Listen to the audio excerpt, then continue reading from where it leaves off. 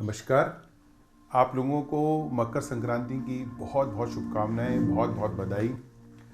आज मैं आपको अपने इस सत्संग कह लीजिए, प्रवचन कह लीजिए, लेक्चर कह लीजिए, इसमें जरूर मकर संक्रांति के बारे में जुड़ी बातों को बताऊंगा और विस्तार से बताऊंगा, क्योंकि हमारे यहाँ त्योहारों के लिए के बारे में बहुत ज़्यादा भ्रांतियाँ उत्पन्न हो गई हैं। आप देखते हैं हम जन्माष्टमी 2 बार मनाते हैं, कोई कहता है जन्माष्टमी आज है, जन्माष्टमी कल है। हर चीज़ जो है तरह तरह की भ्रांति उत्पन्न हो गई। तो एक प्रयास हमने कहा किया जाए कि हम अपने त्योहारों के बारे में, और शुरुआत की हमने मकर संक्रांति से कि अगर हम देखें कि नए साल में ये हमारा पहला त्यौहार पड़ता है कि लोहड़ी होती है रात को और अगले दिन हम मकर संक्रांति मनाते हैं।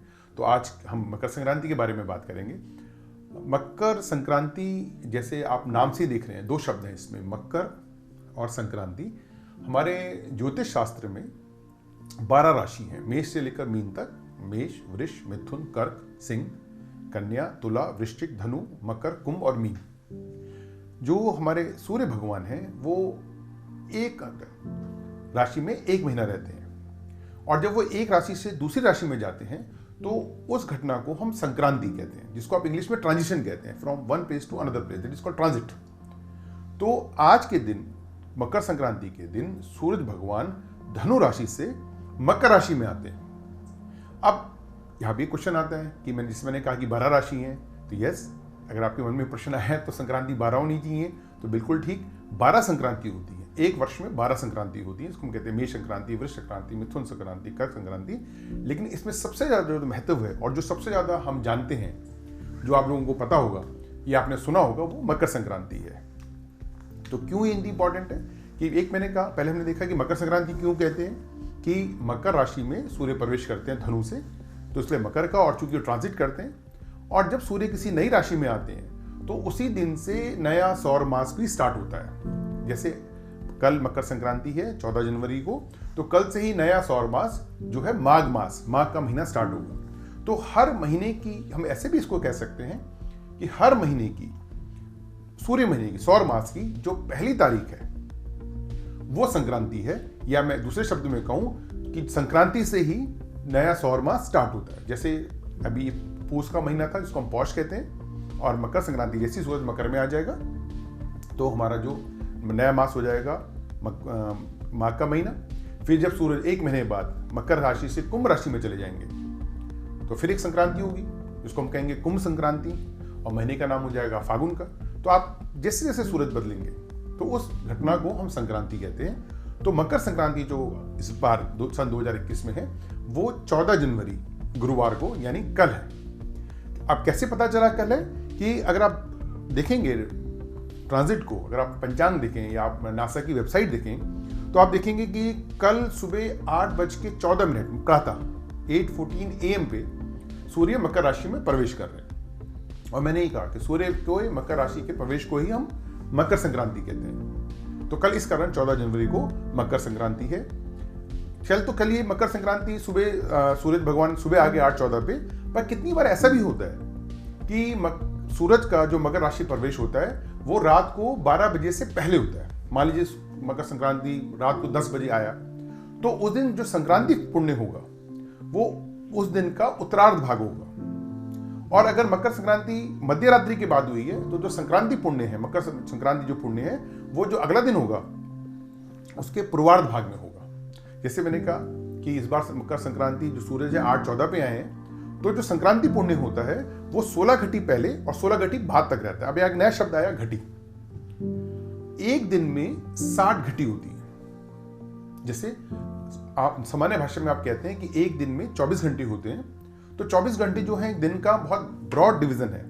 पर ज्योतिष शास्त्र में जहाँ काल की गणना बहुत महीन तरीके से की जाती है, वहां हम एक दिन को हम 60 घटी में बांटते हैं। इसी घटी का अपभ्रंश जो है वो घड़ी भी है। आपने सुना होगा, 2 घड़ी विश्राम कर ले, पल दो बल का साथ है। तो ये जो घड़ी शब्द है, ये घड़ी शब्द असल में घटी शब्द है।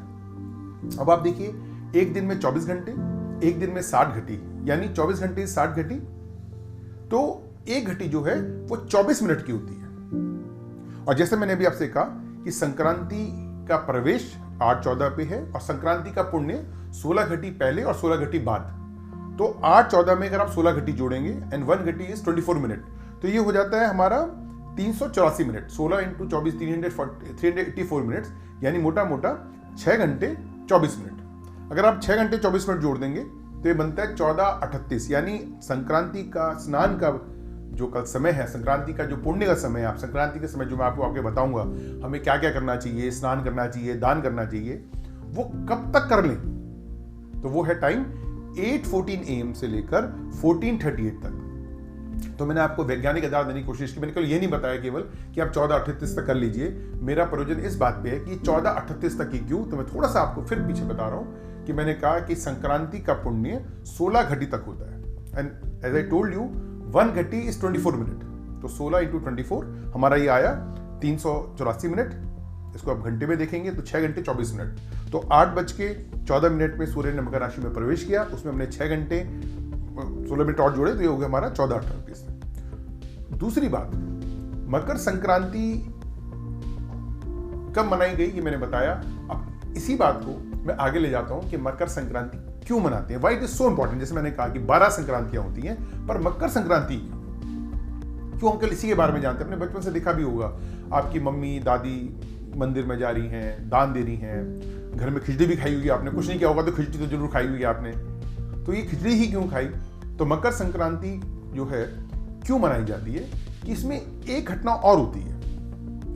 इस दिन जो हमारे सूर्य भगवान है, जिसको हम प्रत्यक्ष देवता कहते हैं, देखिए हमारे 2 ही देवता प्रत्यक्ष हैं, बाकी देवता आपने देखे नहीं देखे, ये आपके आध्यात्मिकता पे, आपकी स्पिरिज्म पे, आपके धार्मिक उस पर डिपेंड है, पर 2 देवता सब देखते हैं। और उनको कहा भी है सूर्य और चंद्रमा, कहते भी इनको प्रत्यक्ष देवता भ्यो नमः। ये जो 2 देवता हैं सूर्य और चंद्रमा, ये प्रत्यक्ष देवता है। प्रत्यक्ष देवता मतलब यू कैन सी देम, अभी भी देख सकते हैं, रात को भी आपको चंद्रमा दिख जाएंगे।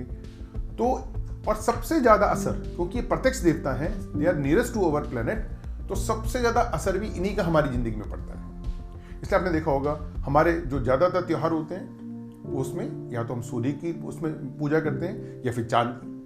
मकर संक्रांति सूर्य की पूजा का त्योहार है, जिससे करवा चौथ चांद की पूजा का त्योहार है, जो पूर्णमासी है वो चांद की पूजा का त्योहार है। तो उसके बारे में मैं आपसे विस्तृत में चर्चा करूंगा। और जब हम दोनों का कंबाइंड इन्फ्लुएंस देखते हैं, सूर्य का भी और चंद्रमा का भी, तो इसको हम तिथि कहते हैं। तो हिंदुस्तान में, हिंदुओं में 90% जो त्योहार होते हैं वो तिथि बेस्ड होते हैं। तिथि means combined influence of sun and moon, क्योंकि ये दोनों प्लैनेट सबसे ज्यादा आप पे असर डालते हैं। अगर आप ज्योतिष में देखें तो सूर्य को आत्मा कहा गया है, चंद्रमा को मन कहा गया है। सूर्य को राजा कहा है, चंद्रमा को रानी कहा है। सूर्य को पिता कहा है, चंद्रमा को माता कहा गया है। तो इनका इन्फ्लुएंस हम पे पड़ता ही पड़ता है।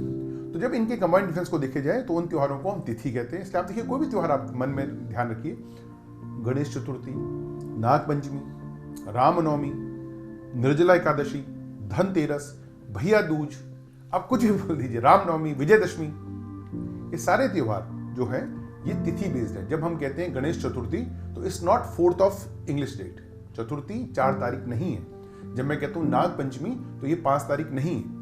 तो ये जो त्योहार होते हैं ये तिथि बेस्ड है।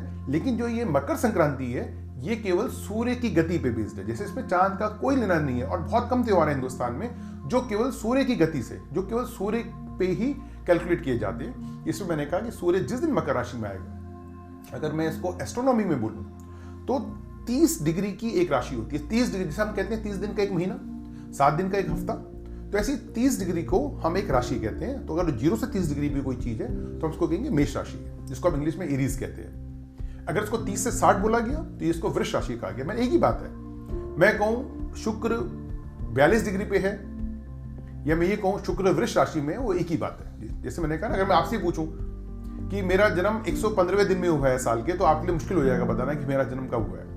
लेकिन मैं कहूं मैं 25 तारीख अप्रैल को पैदा हुआ हूं तो शायद it will easy to calculate और इजी टू रिमाइंड। अच्छा, 25 अप्रैल आपके दिमाग में आ रहा है तो 115 दिन भी वही है। तो ऐसे मैंने कहा कि आसान करने के लिए हमने इनको राशि या जोड़ी का, तो ऐसे मैंने कहा 0 से 30 मेष, 30 से 60 वृष, 60 डिग्री से 90 डिग्री को हमने मिथुन का, 90 से 120 को कर्क, 120 से 150 सिंह, 150 से 180 हो गया कन्या, 180 से 210 तुला, 210 से 240 वृश्चिक, 240 से 270 धनु और 270 से 300, ये हो गया हमारा मकर। तो मैं ये भी कह सकता हूं कि जब सन 270 डिग्री क्रॉस करता है, तो जिस दिन 270 डिग्री क्रॉस करता है हम कहेंगे वो मकर राशि में आ गया है। और कब तक रहेगा? जब तक वो 300 डिग्री क्रॉस नहीं करेगा। जिस दिन 300 से ऊपर चले जाएगा तो 300 से 330 हो गई कुंभ राशि, और 330 से 360 हो गई हमारी मीन, और वापस फिर सूर्य मेष में आ जाएगा। तो इट कंप्लीट 1 राउंड। तो इस दिन जब सन ने, मैंने कहा कि ये क्योंकि ये सूर्य आधारित त्यौहार है, इसलिए इसमें सूर्य का ही महत्व है, सूर्य की पूजा होगी, जिसके बारे में मैं भी आपको बताऊंगा। तो मैंने कहा क्यों मनाते हैं कि apart from changing the rashi, that day sun changes the ayan also. सूरज दक्षिणायन से उत्तरायण हो जाते हैं। अब उत्तरायण दक्षिणायन क्या है, इसको अगर मैं अंग्रेजी में बोलूंगा आप जल्दी समझ जाएंगे। Northern hemisphere and southern hemisphere कि जो हमारा अर्थ है वो 2 हिस्सों में बटा, इक्वेटर से ऊपर को हम कहते हैं उत्तरी गोलार्ध और नीचे को हम कहते हैं दक्षिणी गोलार्ध, यानी northern hemisphere and southern hemisphere. Makar Sankranti के दिन सूरज अब दक्षिणायन से उत्तरायण की ओर बढ़ चले हैं। अब वो उत्तरायण की ओर अग्रसर हैं और हम लोग सूर्य के उपासक हैं। हमारे यहाँ सूर्य, मैंने कहा, ज्ञान का प्रतीक है, सूर्य स्वास्थ्य का प्रतीक है, सूर्य ज्योतिष के प्रतीक हैं, सूर्य अधिकार के प्रतीक हैं, सूर्य हमारे पिता के प्रतीक हैं, सूर्य राज्य है, सत्ता है। तो जो भी चीज जिनसे भी आपको आशीर्वाद मिलता है, जिनसे आपको पिता से आशीर्वाद मिलता है, आपको राजा से, आपको अपने सीनियर से आपको आशीर्वाद कहें या जो भी आप कहीं मिलता है, तो सूर्य उन सबके प्रतीक है। और सबसे बड़ी बात, सूर्य स्वास्थ्य के प्रतीक है। आपने देखा आप ठंडियों में कितने ठिठुर रहे हैं। आज तो हमारे पास गीजर है, हमारे पास हीटर्स हैं, तो शायद उतना पता नहीं चलता, लेकिन किसान की याद करिए जो पूरा शीत, पूरी शिशिर ऋतु जिसने ठंड में गुजार दी, तो उसके लिए सूरज भगवान का आगमन कितना बड़ा होगा। भूखे को रोटी की कीमत समझ आती है, तो वो किसान जिसके पास हीटर नहीं लगे हुए, जिनके घरों में एसी नहीं है, जिनके में गीजर नहीं है, वो शायद इस सूरज के आगमन को ज्यादा अच्छी तरीके से मनाते हैं। और इसलिए ग्रामीण क्षेत्र में इस त्योहार की ज्यादा महत्व। आपको तो पता भी नहीं चलेगा अपनी रजाई के अंदर और अपने एसी के अंदर कि कब सूरज ऊपर आ गए, पर जो ठिठुर रहा है, जिसने 2-3 महीने निकाल दी, जिसने पूस की रातों में अलावा जला जला के रात काटी है, वो सूरज की बहुत ज्यादा स्वागत करेगा। और सूरज के स्वागत करने का त्योहार ही मकर संक्रांति है। जैसे मैंने कहा कि सूर्य दक्षिणायन से अब उत्तरायण की ओर हो चुके हैं। ये हमारी निरायन पद्धति में होता है। अभी एक शब्द और आया, निरायन एंड साइन। जो साइंस सिस्टम है, जिसको हम वेस्टर्न एस्ट्रोलॉजी कहते हैं, उसको इंग्लिश में हम कहते हैं ट्रॉपिकल सिस्टम। और जो हमारा जो भारतीय ज्योतिष है, उसको हम कहते हैं निरायन, जिसको हम कहते हैं साइडिडल सिस्टम। साइंस कुछ लोग कहेंगे कि देखिए वो तो हमने पढ़ा था पंचांग में या अखबार में या कैलेंडर में कि सूरज 23 तारीख को मकर संक्रांति में आ गए। जो 23 दिसंबर को आया है, that is science system. Science system और निरायन सिस्टम का मतलब है with movement and without movement. In Indian astrology हम निरायन पद्धति की बात करते हैं, और इसलिए नहीं कि मैं एक भारतीय ज्योतिषी हूं, मैं अगर एक साइंटिस्ट की तरह सोचूं तो निरायन पद्धति जो है वो ज्यादा सार्थक है। क्योंकि साइन में जो हम देखते हैं, साइन पद्धति is good to calculate the ऋतु। साइन क्या होता है, साइन अयन क्या कहते हैं, अयन होता है मूवमेंट ऑफ अर्थ। तो सूर्य के संदर्भ में जब पृथ्वी की हम मूवमेंट देखते हैं, उसको अयन कहा गया। तो विद मूवमेंट, तो ठीक है, हमारी जो जितने भी सीजन्स हैं, जैसे आपने पढ़ा भी होगा अपनी कक्षाओं में, बचपन की कक्षाओं में, कि जो ऋतु हैं they are because of sun. So जो calculate the seasons we use sine. पर हमें जब ग्रहों की स्थिति निकालनी होती है, जब हमें जॉडिक की बात करनी पड़ती है, तो हमें निरायन पद्धति देखनी पड़ती है, जिसको मैंने कहा साइड। इसलिए आप देखिए, कोई भी आप अगर किताब देखेंगे, पंचांग देखेंगे, तो उसमें लिखा होगा निरायन पद्धति। तो आपको बहुत ध्यान रखना है कि जब भी आप इंडियन एस्ट्रोलॉजी देखें या कोई भी आप, तो उसमें निरायन पद्धति, साइडिरल सिस्टम लिखा होना चाहिए। तो साइडिरल सिस्टम के हिसाब से जो मकर संक्रांति है वो कल है, दैट इज ऑन 14 जनवरी।